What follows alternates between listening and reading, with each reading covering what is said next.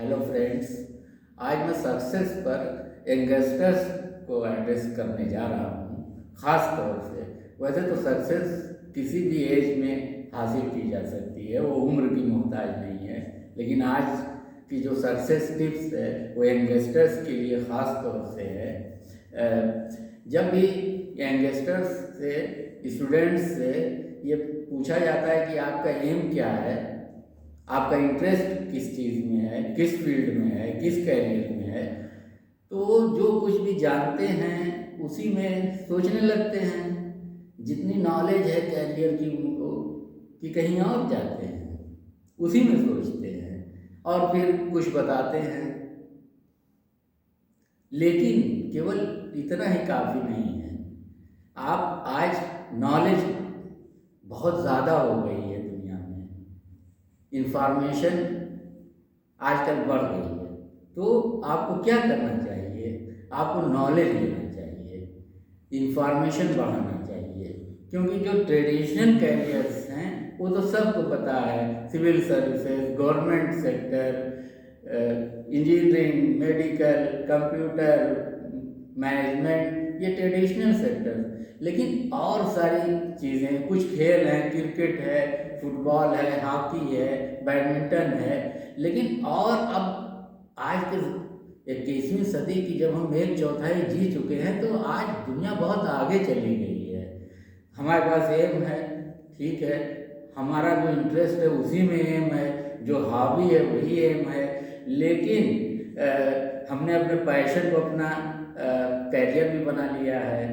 लेकिन अब जो कुछ हम जानते थे उसी में से तो किसी कैरियर को चुन लिया। हमको अभी ज़रूरत क्या है? और इन्फॉर्मेशन की, और नॉलेज की। हमें अपडेट रहना पड़ेगा। गूगल पे हम टिप्स पर हमारे सर्चिंग है, हमें पूरी दुनिया में कौन नए कैरियर्स बन रहे हैं, नई इंफॉर्मेशंस आ रही हैं, उन सबको, अपनी नॉलेज को बढ़ाना चाहिए, अपने इंफॉर्मेशन को और ज़्यादा करना चाहिए। उससे हमें चूज़ करने के लिए ज़्यादा ऑप्शंस मिल जाते हैं। क्योंकि ट्रेडिशनल कैरियर में कंपटीशन बहुत ज़्यादा है। अब सिविल सर्विसेज में सक्सेस का रेट आप देख रहे हैं, 6 लाख लोग बैठते हैं तो 500 सेलेक्ट होते हैं। तो ज़रूरी नहीं कि हर कोई ट्रेडिशनल सेक्टर में ही जाए। सपोज़ करिए आपका इंटरेस्ट फुटबॉल में है, तो फुटबॉल में अब हमारे देश का सबसे बड़ा यही ड्रॉबैक रहा है, ट्रेजेडी रही है कि खेलों में बच्चों का इंटरेस्ट रहता है, लेकिन माता पिता जो है, पेरेंट्स कहते हैं अरे नहीं, कोई जॉब ढूंढो, कोई बिजनेस करो, ये सब में कहाँ से पैसा? कोई अच्छी पोइट्री लिखता है, कोई अच्छी पेंटिंग करता है, तो वो कैरियर बनना बड़ा मुश्किल हो जाता है। ये इस प्रकार की एक विचारधारा बन गई है, लेकिन इसको तोड़ना पड़ेगा। और जो नए नए कैरियर के सेक्टर्स खुल रहे हैं पूरी दुनिया में, जो नई नई इंफॉर्मेशंस हैं तमाम कैरियर की, वो सब हमको लेना पड़ेगा। अब जो चीज़ स्टूडेंट जानता ही नहीं किसी खेल के बारे में, किसी कैरियर के बारे में, तो वो कहाँ से उसको चूज़ करेगा?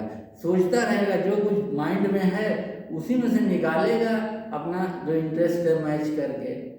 तो हमें नई इंफॉर्मेशन लेनी पड़ेगी, नॉलेज लेनी पड़ेगी। अब एम बन गया, अपने इंटरेस्ट के अकॉर्डिंग बन गया, ठीक है, और जो हॉबी थी वही पैशन था, वही हमने प्रोफेशन भी बना लिया। लेकिन क्या इतना सफिशिएंट है? क्या इतना पर्याप्त है? नहीं।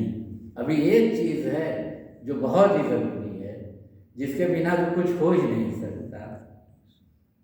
वो चीज़ है प्रैक्टिस, अभ्यास। आपके पास एम है, आपके पास पैशन है, आपकी हॉबी है, वो आपके पास जोश है, उत्साह है, लेकिन अभी प्रैक्टिस।